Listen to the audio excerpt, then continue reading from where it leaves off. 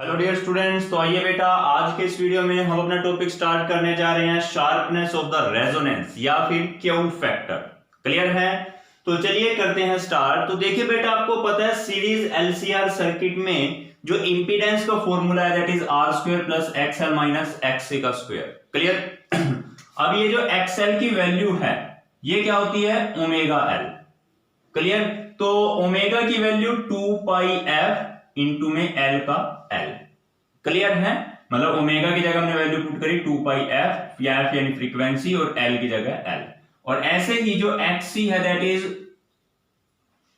1 upon omega C, capacitor का resistance, capacitive reactance. XC की value 1 by omega C और omega की value 2 pi F और सी का सी।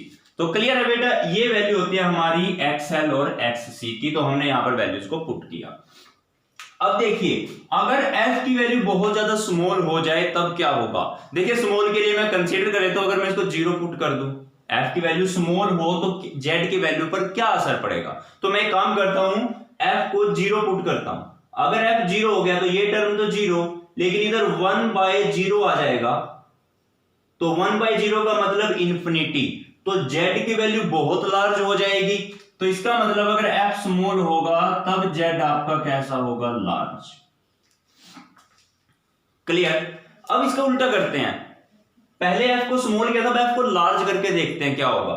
देखिए, अगर मैं f की वैल्यू को लार्ज ले जाऊं तो अगर 1 के डिवाइड में बहुत बड़ी वैल्यू आ जाए तो आंसर 0 को अप्रोच करता है ना। मान लीजिए इंफिनिटी को अप्रोच कर रहा है, सपोज f को मैंने इंफिनिटी पुट कर दिया तो 1 बाय इंफिनिटी ये तो 0 हो गया, लेकिन इधर इंफिनिटी पुट करोगे तो ये वैल्यू तो और बड़ी हो जाएगी ना।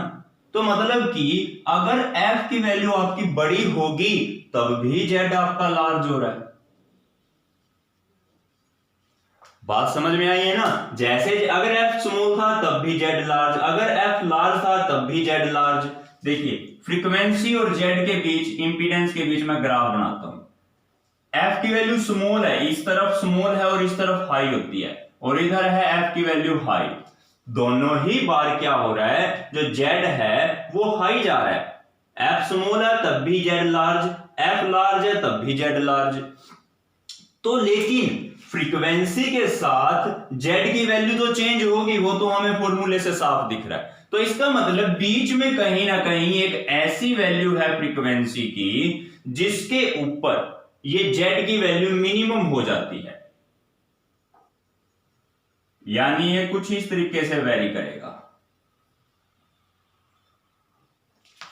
क्लियर? जब f स्मॉल था z लार्ज, f लार्ज है तब भी z लार्ज। लेकिन एक वैल्यू होती है फ्रीक्वेंसी की जिसके ऊपर जो z की वैल्यू मिनिमम हो जाती है। z की वैल्यू क्या हो जाएगी? मिनिमम। और यहां पर ये जो फ्रीक्वेंसी है आपकी, इसको हम बोलते हैं रेजोनेंट फ्रीक्वेंसी। क्या बोलते हैं इसको बेटा? FR, यानी कि resonance frequency. Clear? Z is minimum at the resonant frequency. अब ये जिस फ्रीक्वेंसी पर Z की वैल्यू हमारी मिनिमम होगी, देखो Z यानी कि टोटल रेजिस्टेंस है ना LCR सर्किट का, अगर रेजिस्टेंस कम होगा तो करंट मैक्सिमम होगा, रेजिस्टेंस कम तो करंट ज्यादा, रेजिस्टेंस ज्यादा तो करंट कम। ये बात समझ में आई कि नहीं आई? क्लियर है बेटा? ये बात समझ में आ चुकी है ना आपको? तो पहले आप एक काम कीजिए, देखिए हमने क्या किया। पहले आप एक काम कीजिए, पहले यहां तक देखिए, z की वैल्यू क्या है? मिनिमम है, लेस है। यहां z की वैल्यू हाई है। तो हम अगर करंट और फ्रीक्वेंसी के बीच ग्राफ बनाएं, फ्रीक्वेंसी को एक्स एक्सिस पे ही रखा है, अब रेजिस्टेंस की जगह मैंने क्या ले लिया? करंट ले लिया। ठीक है? तो आप देखिए भाई, यहां पर z मिनिमम है, बीच में इस फ्रीक्वेंसी पर z की वैल्यू मिनिमम, तो यानी करंट की वैल्यू मैक्सिमम होगी। करंट की वैल्यू क्या होगी? सिर्फ नीचे वाली दो पीक को इग्नोर कर दो, केवल एक बटा पीक को समझो, आप सबसे ऊपर वाली पीक को समझो। क्या है? z मिनिमम था तो करंट मैक्सिमम पहुंच गया। यहां पर FR है रेजोनेंट फ्रीक्वेंसी, या omega R angular resonant frequency, बात वही की है। तो इस वैल्यू पर क्या है, करंट आपका मैक्सिमम हो गया। अब यहां रेजिस्टेंस मैक्सिमम था लेकिन करंट क्या होगा, मिनिमम, तो देखो करंट मिनिमम है। ऐसे इस तरफ भी रेजिस्टेंस आपका जेड की वैल्यू मैक्सिमम थी लेकिन करंट की वैल्यू यहां पर क्या है, मिनिमम है। तो क्लियर है बेटा, समझ में आया। इसी तरह से जो हमारा ये करंट है एंगुलर फ्रीक्वेंसी के साथ वेरी करता है। अच्छा आप देखिए, रेजोनेंट फ्रीक्वेंसी पर करंट मैक्सिमम था और इसके इस तरफ और उसके दूसरी तरफ दोनों तरफ करंट की वैल्यू जीरो को अप्रोच करती है, यानी कि डाउन आ जाती है, बहुत लो हो जाती है वैल्यू। क्लियर, ये तो समझ में आ चुका है आपको, यहां तक क्लियर है। अब देखिए हमें पता है ना रेजोनेंट फ्रीक्वेंसी का formula 1/2 pi under root LC। Clear, तो ये तो क्लियर है कि जो रेजोनेंट फ्रीक्वेंसी है वो रेजिस्टेंस पे डिपेंड नहीं करती। किस पे डिपेंड नहीं करती, रेजिस्टेंस पे डिपेंड नहीं करती। लेकिन बेटा जो मैक्सिमम करंट है वो उसकी वैल्यू क्या होती है, V0/R। तो यानी कि जो मैक्सिमम वैल्यू है करंट की, ये वाली जो वैल्यू है ये आपकी डिपेंड करती है रेजिस्टेंस पर। बात समझ में आई है। ये फ्रीक्वेंसी डिपेंड नहीं कर रही रेजिस्टेंस पर, लेकिन ये जो मैक्सिमम वैल्यू की है, यहां जाएगा या यहां तक रहेगा करंट या यहां तक रहेगा करंट, ये आपका किस पे डिपेंड करता है, रेजिस्टेंस पर। क्लियर, अगर रेजिस्टेंस ज्यादा है तो करंट कम होगा, अगर रेजिस्टेंस कम तो करंट ज्यादा। ये देखिए मैंने रेजिस्टेंस अलग अलग लिया और अलग अलग रेजिस्टेंस पर करंट भी अपना कैसा आ रहा है, अलग अलग आ रहा है मैक्सिमम करंट। रेजिस्टेंस कम से कम था तो करंट मैक्सिमम हुआ, रेजिस्टेंस थोड़ा और कम हुआ, ज्यादा हो गया, करंट और कम हो गया, रेजिस्टेंस और ज्यादा हो गया, करंट और भी कम हो गया। मैक्सिमम वैल्यू करंट की घटती जा रही है।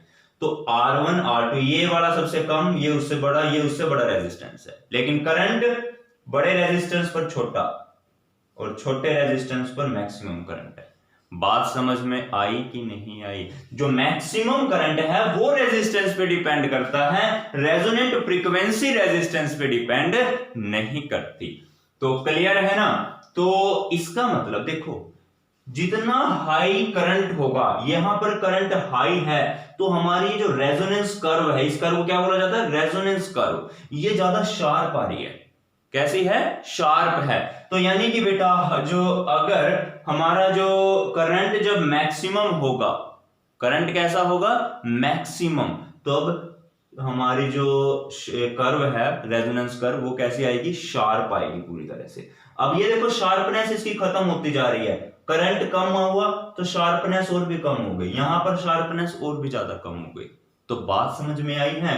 तो जैसे रेजिस्टेंस बढ़ता है तो जो शार्पनेस है वो घटती है, अगर रेजिस्टेंस घटता है तो शार्पनेस बढ़ जाती है, एकदम से शार्प हो जाएगी हमारी ये पीक। बात समझ में आई कि नहीं आई बेटा, क्लियर है। आई होप कि आपको ये चीज तो पूरी तरह से क्लियर हो चुकी होगी। और एक ऐसा कोफिशिएंट होता है, एक नंबर होता है एक, जो कि हमारा इसकी शार्पनेस को मापता है, उस नंबर को बोला जाता है क्वालिटी फैक्टर या सिंपली क्यू फैक्टर। क्या बोलेंगे उसको, क्यू फैक्टर या फिर क्वालिटी फैक्टर। ये एक ऐसा नंबर है जो कि हमारी कर्व की शार्पनेस को मापता है। क्लियर है, क्वालिटी फैक्टर। तो पहले आप यहां तक नोट कीजिए, फिर हम समझेंगे क्वालिटी फैक्टर के बारे में। तो क्लियर है बेटा, देखिए आपको यहां तक समझ में आ चुका होगा। अब हम समझते हैं ये जो शार्पनेस है क्यू फैक्टर को, मतलब क्यू फैक्टर का शार्पनेस पर क्या इफेक्ट है। Q factor measure the sharpness of the resonance, ये हमारी रेजोनेंस की शार्पनेस को मापता है। अब पहले तो इसको डिफाइन करते हैं क्यू फैक्टर को। It is defined as the ratio of resonant frequency. देखिए यहां पर एक है रेजोनेंट फ्रीक्वेंसी, पहले इसको डायग्राम को समझिए। आपको पता है करंट और फ्रीक्वेंसी के बीच कुछ इस तरह का ग्राफ आता है, ये ग्राफ है अपना, ये जो शेप बन रही है। क्लियर। अब यहां पर ये जो मैक्सिमम करंट पे जो फ्रीक्वेंसी है इसको बोला जाता है ओमेगा आर। क्या बोला जाता है, ओमेगा आर, यानी कि एंगुलर, ओमेगा यानी एंगुलर रेजोनेंट, एंगुलर फ्रीक्वेंसी, और आर यानी रेजोनेंट, तो एंगुलर रेजोनेंट फ्रीक्वेंसी है ये। क्लियर। अब देखिए ये है आपका peak current, maximum value of the current. अब हम यहां पर अलग अलग ऐसी फ्रीक्वेंसी को चूज करेंगे जिन फ्रीक्वेंसी पर ये जो करंट है I0/√2 के बराबर हो जाए। हम ऐसी देखिए, एक फ्रीक्वेंसी तो ये रही, क्लियर, और एक फ्रीक्वेंसी ये है ऐसी, इसको नाम दे दिया मैंने ω1, और यहां पर जो फ्रीक्वेंसी है उसको नाम दिया ω2। तो ये ऐसी फ्रीक्वेंसी हैं जिनके ऊपर जो हमारा करंट है, ये करंट है वो I0/√2 के बराबर हो जाए। कितना हो जाए? I0/√2। बात समझ में आ गया? सिंपली हमने दो ऐसी फ्रीक्वेंसी को चूज किया। और अब इन दो फ्रीक्वेंसी देखिए, बैंड विड्थ यानी मैक्सिमम और मिनिमम वैल्यू के बीच का डिफरेंस, तो ये जो दो ω2 और ω1 के बीच का डिफरेंस है, इसको बोला जाता है बैंड विड्थ। क्या बोला जाएगा? Band width. तो देखिए, तो क्यू वैल्यू या क्यू फैक्टर अपना कैसे डिफाइन करेंगे? Resonant frequency divided bye band width of the circuit. हमारे सर्किट की बैंडविड्थ डिवाइड में और ऊपर रेजोनेंट फ्रीक्वेंसी। अब रेजोनेंट फ्रीक्वेंसी तो ω/r है और जो बैंडविड्थ है वो है ω2 माइनस ω1, ω2 माइनस ω1। तो ये आ गया फॉर्मूला क्यू फैक्टर का। बात समझ में आई है बेटा? अब देखिए आप यहां पर जो अपना ω1 है, ये ω/r, देखो इनके बीच का ये जो डिफरेंस है ना, दिस इज डेल्टा ω। ऐसे ही यहां से यहां का ये जो डिफरेंस है, this is also delta ω। Clear? तो यहां पर अगर ω/r में से डेल्टा ω माइनस कर दे तो अपने पास के ω1 बचेगा, तो यानी कि ω1। क्लियर? ऐसे ही अगर ω/r में ये डेल्टा ω ऐड कर दूं तो ये ω2 आ जाएगा। ω2 बराबर ω/r प्लस डेल्टा ω। क्लियर है ना बेटा? समझ में आया? अब मैं इसको रब करता हूं। तो अब ω2 माइनस ω1 चाहिए हमें। ω2 में से ω1 को माइनस करो, अपना आंसर आ जाएगा 2 टाइम्स ऑफ डेल्टा ω सोल्व करने के बाद। क्लियर? तो ये आया। अब इसकी जगह मैंने ये पुट कर दिया, तो ये आ गए मेरे पास क्यू वैल्यू या फिर यूं कहें Q factor of the circuit. बात समझ में आई है? शार्पनेस ऑफ द रेजोनेंस या क्यू फैक्टर आ जाए, आपको सेम टॉपिक करना है। अभी क्यू फैक्टर को अलग तरीके से भी डिफाइन करेंगे, इसका फॉर्मूला भी डिराइव करते हैं। ठीक है, पहले यहां तक नोट कीजिए, फिर आगे स्टार्ट करते हैं। तो क्लियर है ना बेटा? अब देखिए आप, हम क्यू वैल्यू को एक अलग तरीके से और डिफाइन कर सकते हैं। सेम टॉपिक में लिखना है आपने। It is also defined as the ratio of voltage across the inductor to the voltage across the resistor। मतलब इंडक्टर के अक्रॉस जो वोल्टेज है डिवाइड बाय रेजिस्टर के अक्रॉस जो वोल्टेज है, उनका रेशियो भी क्या होता है? Q factor. क्लियर? या फिर जरूरी नहीं है इंडक्टर कैपेसिटर के अक्रॉस वोल्टेज भी ले सकते हो। Voltage across the capacitor divided by voltage across the resistor, ये भी आपको क्या देगा? Q factor. क्लियर? तो अब देखिए यहां पर वोल्टेज का formula IR, current into resistance, resistance inductor का ही लेंगे साथ में, डिवाइड बाय इसका फॉर्मूला भी IR। Voltage across capacitor IR, resistance capacitor का है तो XC, सिंपल वोल्टेज का फॉर्मूला भी IR। करंट से करंट कैंसिल तो XC/R, इधर भी करंट से करंट कैंसिल तो XL/R। तो अब देखिए बेटा, XL की वैल्यू क्या होती है? ω/L इंटू में R। क्लियर है? अब ओमेगा को क्या लिखेंगे यहां पर? रेजोनेंट फ्रीक्वेंसी है ना ओमेगा अपनी, तो ω/r इंटू में L। क्लियर है बेटा? समझ में आ गया होगा आपको। और ऐसे ही अगर मैं यहां पर भी सोल्व करूं तो आप क्या करोगे? XC की वैल्यू क्या होती है? 1/ωc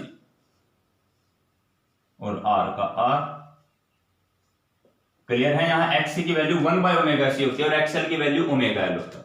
यहां पर लेकिन ओमेगा को आपने क्या लिखना है? ω/r।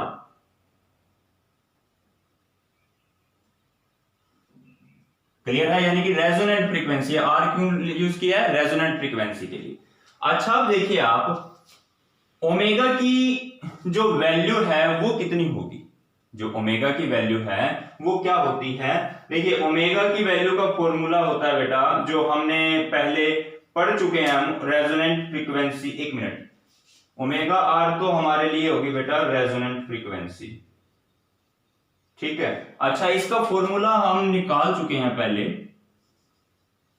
देखिए L/R मैं अलग से लिख लेता हूं। ओमेगा आर की वैल्यू क्या होती है 1/√LC।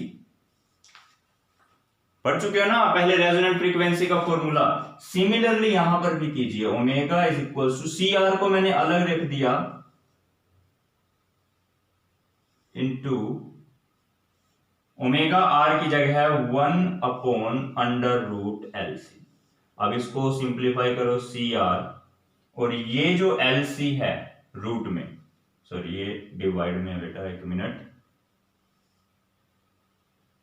CR,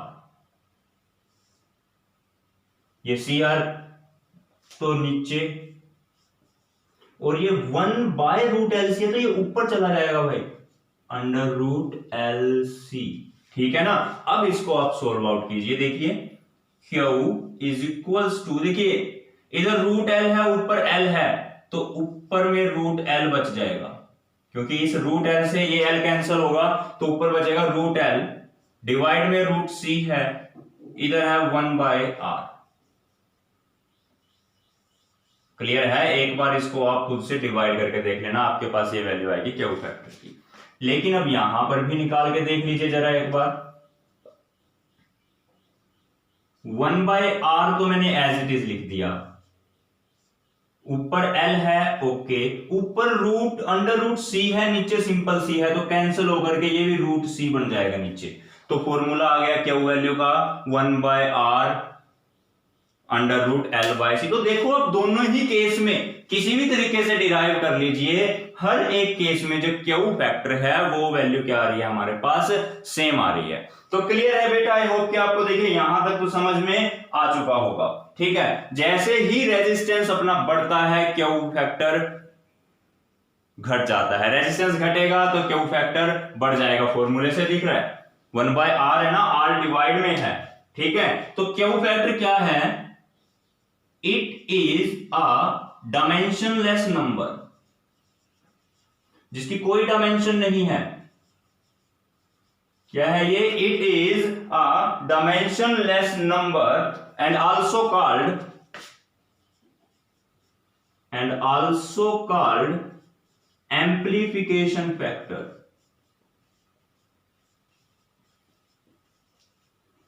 इसको और हम किस नाम से जानते हैं, एम्प्लीफिकेशन फैक्टर। देखिए अगर R की वैल्यू बढ़ जाएगी, रेजिस्टेंस बढ़ेगा, तो Q फैक्टर घट जाएगा। ठीक है ना, क्योंकि R डिवाइड में है। If the R increase then the Q factor decrease. Clear है बेटा, यहां तक देखिए आपको समझ में आ चुका होगा। तो चलिए पहले जल्दी से आप यहां तक नोट कीजिए, फिर हम समझते हैं what are the application of this Q factor. ये जो नंबर है Q नंबर हमने क्यों निकाला, इसकी क्या यूज है, कहां पर इसका फायदा है हमें, वो हम समझेंगे। पहले आप यहां तक नोट कर लीजिए। तो चलिए बेटा अब हम समझते हैं applications of the Q factor. Q factor की क्या एप्लीकेशन है, it is used for the tuning of the electrical circuit. ये इलेक्ट्रिकल सर्किट की ट्यूनिंग के लिए यूज किया जाता है। अब कैसे, देखिए जरा समझिए। आपने देखा होगा जब रेडियो में देखा होगा आप सभी ने, उसके अंदर एक बटन होता है। ठीक है, पुराना टीवी होता था एक, उसके अंदर भी चैनल बदलने के लिए एक अलग से बटन होता था गोल गोल, जिसको हम घुमाते थे। अब वैसे ही एक रेडियो के अंदर भी होता है। ठीक है, वहां पर क्या करते हैं, गोल बटन है, उसको हम घुमाते जा रहे हैं और चैनल चेंज हो जाता है वहां पर। क्लियर, वो ऐसा क्यों होता है एक्चुअली में, चैनल चेंज कैसे हो गया जैसे हमने उस बटन को घुमाया, वहां से हम कैपेसिटेंस की वैल्यू को चेंज कर देते हैं, और कभी कभार कुछ एक केस में, हर केस में नहीं, एल की वैल्यू को भी चेंज कर दिया जाता है। क्लियर है, तो एल और सी की वैल्यू को चेंज करके हम रेजोनेंट फ्रीक्वेंसी को चेंज कर रहे हैं। क्योंकि आपको पता है रेजोनेंट फ्रीक्वेंसी का फॉर्मूला 1/2π√LC। क्लियर है, तो यहां पे बेटा हमने जैसे बटन को घुमा दिया तो वहां से कैपेसिटेंस या इंडक्टेंस की वैल्यू चेंज हो जाएगी। अब क्योंकि ये वैल्यू चेंज हो गई है, इसीलिए रेजोनेंट फ्रीक्वेंसी भी चेंज हो जाएगी। क्लियर है, और जो देखिए हमारा जो रेडियो स्टेशन है, हमारा रेडियो है, उसका एक एंटीना है, जैसे एक एंटीना मान लीजिए रेडियो से कनेक्टेड है, तो क्या होगा, ये एंटीना के पास हर चैनल के सिग्नल आ रहे हैं, हर चैनल के सिग्नल को ये रिसीव कर रहा है, 99.2 FM, 98.5 FM, 96.1 FM, ठीक है, सुना होगा ना आपने। तो वो अलग अलग फ्रीक्वेंसी के सिग्नल इसके पास पहुंच रहे हैं, लेकिन ये रिस्पॉन्ड किसको करेगा, हमने वहां से अपनी रेजोनेंट फ्रीक्वेंसी बदली है, ठीक है। तो जिस रेजोनेंट फ्रीक्वेंसी को हमने चूज किया है, ये केवल उसी रेजोनेंट फ्रीक्वेंसी को रिस्पॉन्ड करेगा। बात समझ में आई है कि नहीं आया? तो यहां से हम चैनल कैसे बदलते हैं, उसकी एल और सी की वैल्यू को चेंज करते हैं, और यहां से हमारी रेजोनेंट फ्रीक्वेंसी भी क्या हो जाती है, चेंज हो जाती है। क्लियर? अब देखिए यहां पर इस केस में क्या होगा, अगर हमारी क्यू वैल्यू हाई है, क्या वैल्यू हाई है, Q value. Q value high होने का मतलब क्या होगा, मैंने आपको बताया था क्यू वैल्यू की डेफिनेशन में, देखिए यहां पर क्यू वैल्यू की डेफिनेशन क्या थी, omega R resonant frequency divided by bandwidth. Clear? यानी कि ये वाली विड्थ बेटा, ये बैंड विड्थ अगर क्यू वैल्यू हाई हो गई, बहुत ज्यादा हो जाएगी, तो इसका मतलब बैंड विड्थ कम होगी। बात समझ में आई है? तो कम से कम बैंड विड्थ पर भी देखो हमारे रेडियो सिग्नल के में जो है, रेडियो में बहुत सारे सिग्नल आ रहे हैं, अलग अलग फ्रीक्वेंसी रेंज होती है उनकी, फ्रीक्वेंसी की रेंज उनकी अलग अलग होती है, काफी वाइड रेंज होती है। तो हमें ऐसा मतलब वो हमारे लिए जो है, अगर मतलब क्यू वैल्यू हमारी हाई होगी तो बहुत ही स्मॉल फ्रीक्वेंसी रेंज पर भी हमारा रेडियो सिग्नल जो है बहुत अच्छे से, हमारा रेडियो हमें बहुत अच्छे से क्लियर आवाज में मतलब चैनल को कैच कर लेता है। बात समझ में आ गई है? तो इसकी ये जो देखिए ये वाली जो विड्थ है ये कम हो जाएगी। ये विड्थ कम होने से क्या होता है, हम अपने डिजायर्ड चैनल को बड़े इजीली सेलेक्ट कर सकते हैं, वहां पर कोई एक्स्ट्रा नॉइस भी नहीं आएगी। अगर ये वैल्यू मान लीजिए विड्थ और ज्यादा हो गई, सपोज देखो जैसे कि अगर मैं बात करूं यहां पर तो क्यू वैल्यू हाई है, लेकिन इस केस में जो क्यू वैल्यू है वो बहुत ही लो है, यहां क्यू वैल्यू लो है, यहां क्यू वैल्यू हाई। तो जब लो है क्यू वैल्यू, यहां पर लो है तो इसकी बैंडविड्थ ज्यादा होगी, ठीक है, और इस केस में बैंडविड्थ कम है। तो शार्प कर्व के केस में बैंडविड्थ कम, और जो कर्व शार्प नहीं है वहां बैंडविड्थ ज्यादा। बैंडविड्थ ज्यादा होने का मतलब क्यू वैल्यू कम, ठीक है। तो इसका मतलब जो हमारा अगर क्यू वैल्यू कम हो गई तो जो हमारा रेडियो है वो स्मॉल रेंज ऑफ फ्रीक्वेंसी को रिस्पोंड नहीं करेगा, उसमें नॉइस लेवल थोड़ा रह जाएगा, ठीक है, वो पर्टिकुलर एक सही चैनल को सिलेक्ट नहीं कर पाएंगे हम वहां से। तो अब लेकिन यहां पर क्या है, जो हमारा रेडियो है वो बहुत ही स्मॉल रेंज ऑफ फ्रीक्वेंसी को भी रिस्पोंड कर सकता है। क्यों? क्योंकि क्यू वैल्यू यहां पर क्या हो गई है, हाई हो गई है। तो ये है एप्लीकेशन ऑफ क्यू वैल्यू या क्यू फैक्टर। एक बार अच्छे से इसको दोबारा से आपने पढ़ना है, समझना है, तो इजीली क्लियर हो जाएगा आपको। क्लियर है? तो चलिए अगर आप नोट करना चाहते हैं तो जल्दी से इसको नोट कर लीजिए।